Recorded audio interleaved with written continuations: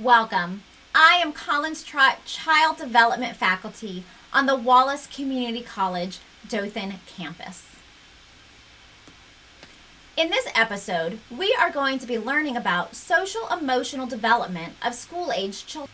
A whole new social experience begins in middle childhood, and children make many new adjustments. During the school-age years, children have to strive to become competent members of society. The schools prepare children to become independent and productive citizens. Similarly, parents often give their school-age children chores that help with responsibility and work ethic. Children's learning of gender roles is influenced by parents, peers, and the school environment, as well as media.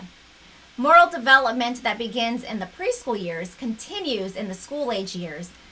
By the end of the school years, children establish a moral conscience and their self-concepts and are well developed. So join me, Miss Trott, as we learn all about social emotional development of school-aged children.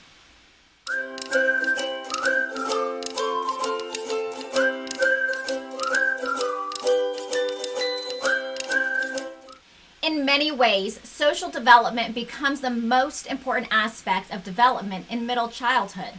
While parents are still vital in providing security and helping children become more independent, children's peer groups grow in importance. Relationships with peers affect all aspects of development, and school-agers often compare themselves with their peers. As school-age children interact more with other adults and children, they must learn new ways to express their emotions, which are closely connected to their personalities. Because of their increased interactions with others, they often experience more stress during the school-age years than they had in the past. School-age children make great strides in social emotional development and achieve a number of developmental milestones. During middle childhood, children show greater awareness of their responsibilities and roles in society. They try to learn what is expected of them, and their self-concepts often depend on their sense of achievement and the acknowledgement of others. School-age children's self-awareness grows as they show responsibility, learn gender roles, establish a moral conscience, and expand their self-concepts. School-age children's moral development is influenced by authority figures and peers. Helping children establish a moral conscience becomes the responsibility of all social institutions and groups entrusted with raising children. Some examples of these groups include families, schools, youth organizations, and religious groups. The family, however, still has a central role in children's moral development during the school years. Moral development continues to affect school-age children's moral judgment and reasoning, moral character, and moral emotions. School-age children begin to feel more like members of society. They want to excel alongside their peers and tend to fear rejection or incompetence.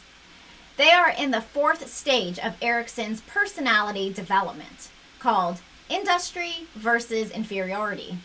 In this stage, it involves a struggle between children's industry, which is a desire to join others in striving to become a competent member of society, and inferiority, or the feeling of incompetence and low value as a member of society.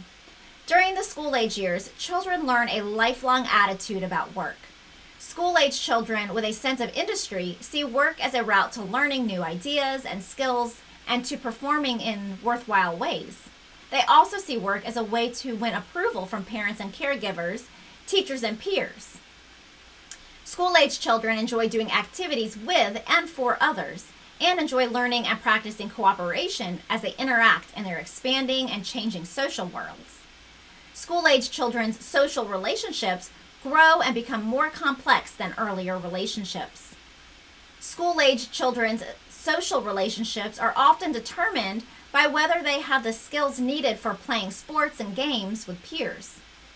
Through their school activities, school-age children make daily judgments of their own learning compared with those of their peers.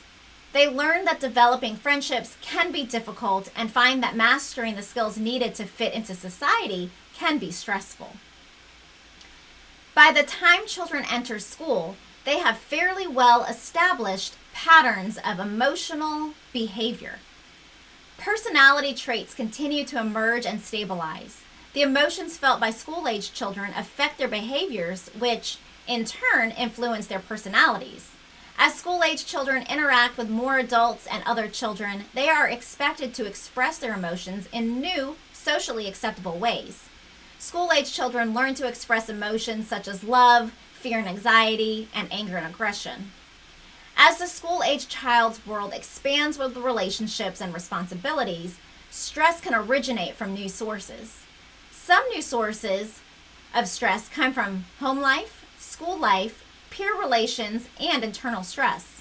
Adults need to be aware of warning signs of stress-related problems, as school-age children often communicate less with adults because they want to be independent. Although the peer group becomes an important part of school-age children's social lives, adults still play a significant role in meeting school-age children's social and emotional needs. As children's self-awareness expands, adults can encourage children's successes, support them through their failures, and appreciate them as unique children. Parents can serve as the physical and psychological home base for providing time for friendships. Parents should also realize that school-age children have mood swings and emotional difficulties from time to time, which are normal. Lack of emotional control, however, often signals the need for professional help. By the school-age years, children are very self-aware. Their self-awareness is influenced by how they believe others think of them.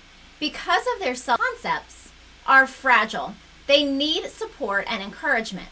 Adults can promote their children's self-awareness by giving children responsibility, guiding their gender roles, instilling morality, and building a healthy self-concept. In middle childhood, children develop a sense of industry, which begins to prepare them for adult work. To help children develop positive feelings about work, adults can lead children to focus on their abilities rather than their faults. Adults should set reasonable standards. When standards are too high, children feel they cannot reach them and will not try. If standards are set too low, children may not work at their potential. Even small successes help children feel positive about their work, which increases their self-esteem. Adults can also help children be industrious by encouraging them to succeed in school.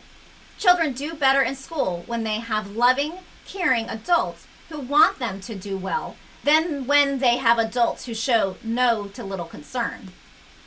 Parents and caregivers can support school-age children's relationships by making time for friendships, expanding children's horizons, guiding and modeling behaviors, and managing conflicts. During the school-age years, children continue to work on self-regulation.